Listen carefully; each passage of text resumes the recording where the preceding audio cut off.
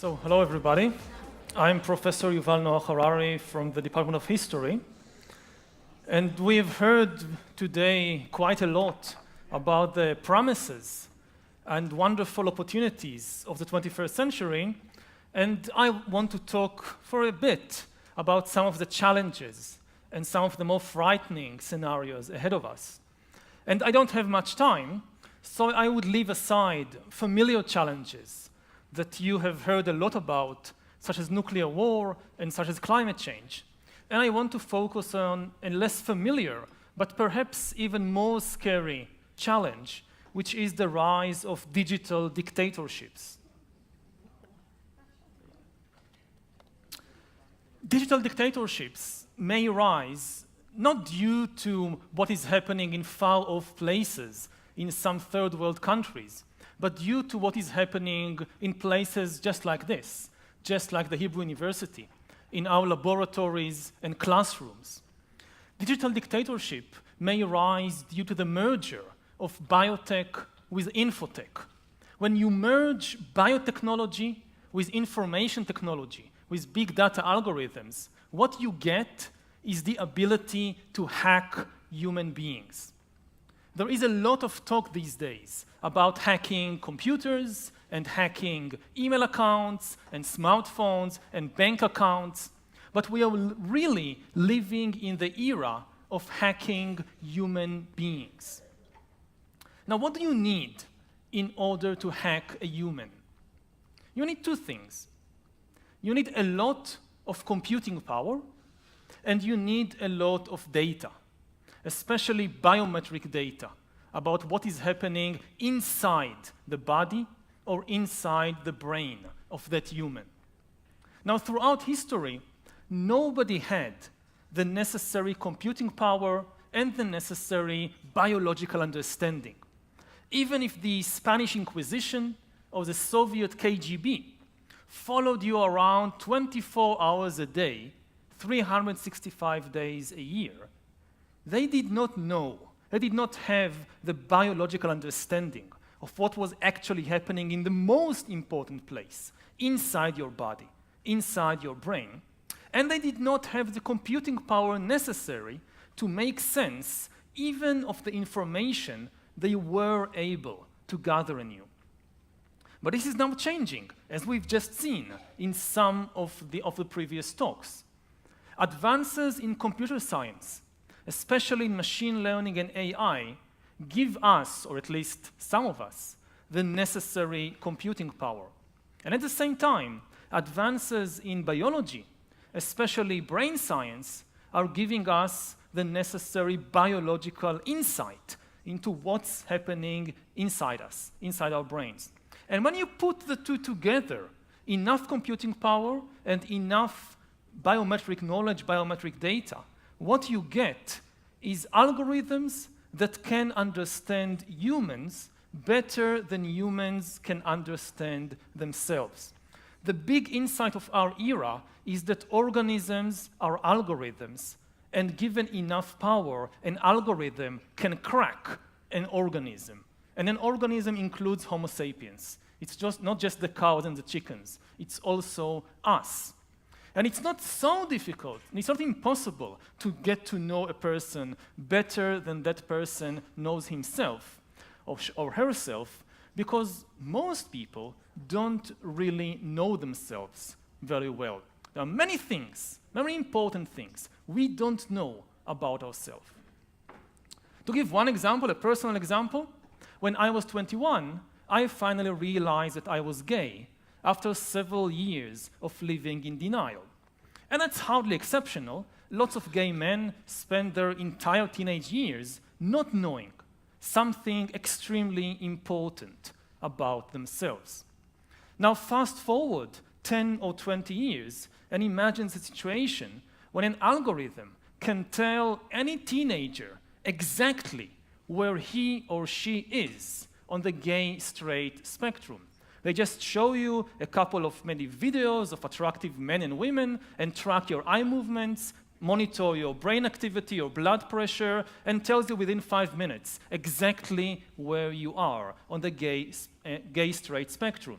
Now, maybe you personally don't want to use such an algorithm, but what happens if you find yourself in some boring birthday party of one of your classmates, and then somebody has this wonderful idea, I just heard about this cool new algorithm that can tell your sexual identity, and wouldn't it be so interesting if everybody just take turns testing themselves on this algorithm when all the other classmates are looking and commenting?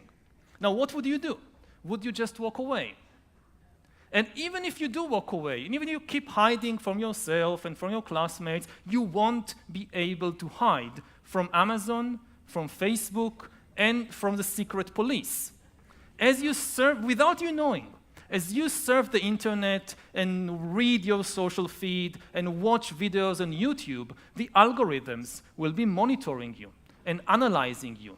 And then they, for example, will conclude that if they want to sell you some product in order to increase economic growth, they had better use the advertisement with the shirtless guy and not the advertisement with the shirtless girl.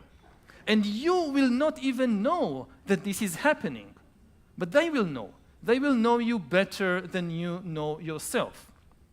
And when algorithms know you better than you know yourself, they cannot just predict your desires and wishes. They can also manipulate your emotions and even take decisions on your behalf. And the result might be the formation of digital dictatorships. Now, in the 20th century, democracy defeated dictatorship or outperformed dictatorship largely because democracy was better at processing data and making decisions. We don't tend to think about it in those terms. We tend to think that the battle between democracy and dictatorship was about ethics. There are different ethical systems. But actually, it was also, or even primarily, a battle of data processing. Democracy and dictatorship are two different methods for processing data. Democracy works by distributing information and the power to make decisions between many individuals and many organizations. It's a distributed system. Dictatorship works by concentrating all the information and all the power in one place. It's a centralized data processing system. Now, given the technological conditions of the 20th century, it was simply inefficient to try and concentrate too much data and too much power in one place. Nobody could process the information fast enough and well enough. And this is the main reason why, for example, the United States outperformed the Soviet Union, why the American economy, why the free market outperformed the command and control economy of the Soviet Union.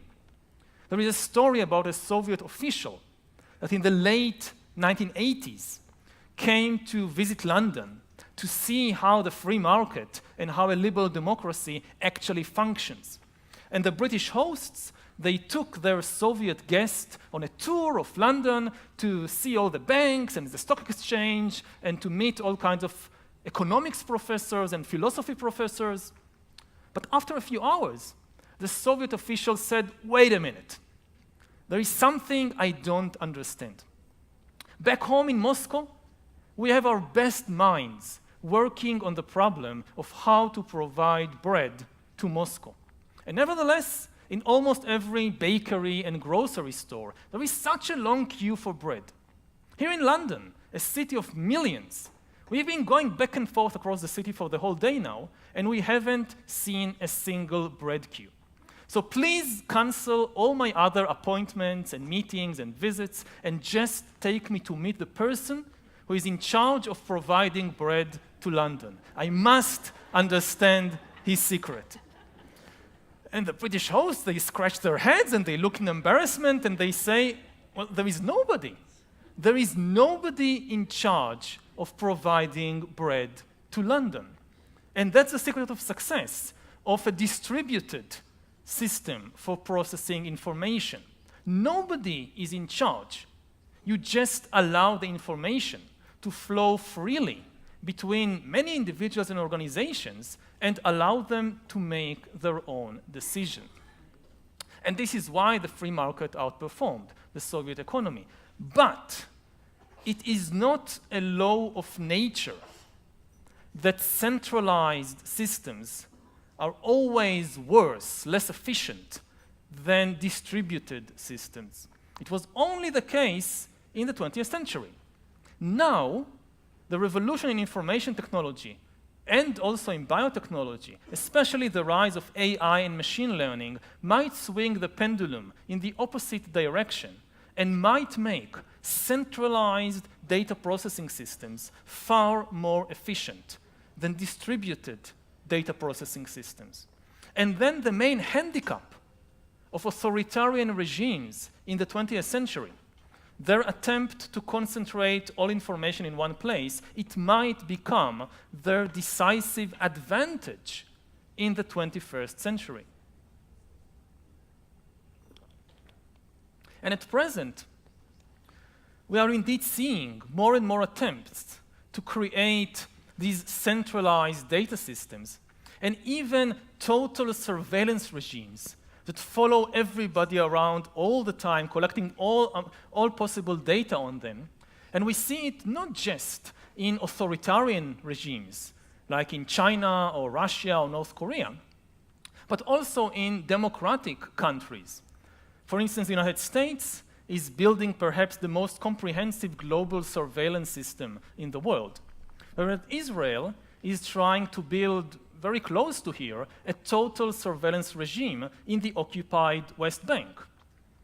Our country has a very vibrant high-tech sector, and it's a leading cybersecurity nation, the startup nation, and at the same time, as we all know, it is also locked into deadly conflict with the Palestinians. And there are many Israeli politicians and generals and citizens who will be extremely happy to establish a total surveillance regime in the West Bank immediately when they have the technology. Already today, Palestinians are hardly able to make a phone call or to post something on Facebook or to travel from one city to another, let's say from Ramallah to Hebron, without being monitored by Israeli microphones or cameras or drones or spy software. The gathered data is then analyzed with the help of big data algorithms, like we saw in the previous talk. And this helps the Israeli security to pinpoint and neutralize potential threats, or what they consider to be potential threats, without placing too many boots on the ground. The Palestinians may administer some villages and towns in the West Bank, but the Israelis have almost complete control of the sky, of the airwaves, and of cyberspace. And this is what enables a relatively small number of Israeli soldiers to effectively control about 2.5 million Palestinians in the West Bank. And Israel is becoming one of the world leaders in the field of controlling and subduing resentful civilian populations. And it is exporting this knowledge and this technology to various regimes across the world, and not only to democratic regimes. What the Palestinians are currently experiencing in the West Bank might be just a primitive preview for what billions of people will eventually experience all over the world. A related danger is that the merger of biotech and infotech and the rise of total surveillance regimes might make democracy not just less efficient than dictatorships, but actually meaningless. Democracy is based not on human rationality, it is based on human feelings. In referendums and elections, people are not being asked, "What do you think?" They are asked, "What do you feel?" It's decided by human emotions.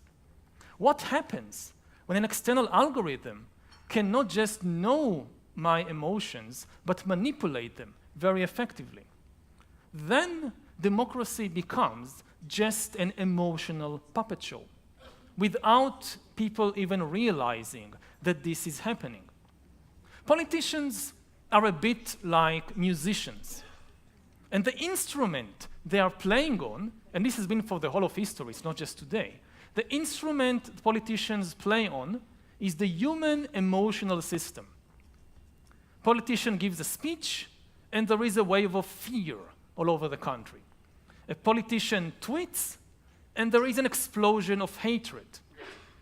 Now, I don't think it is such a good idea to give these musicians more sophisticated instruments to play on our emotional system with. Hacking humans, therefore, might mean the end of liberal democracy, at least as we have known it for the last century. And scientists in all fields, but particularly in the fields of brain science and computer science, should understand what is at stake. It is their research that makes it possible, or would make it possible very soon, to hack human beings. Now, most scientists certainly have the best of intentions.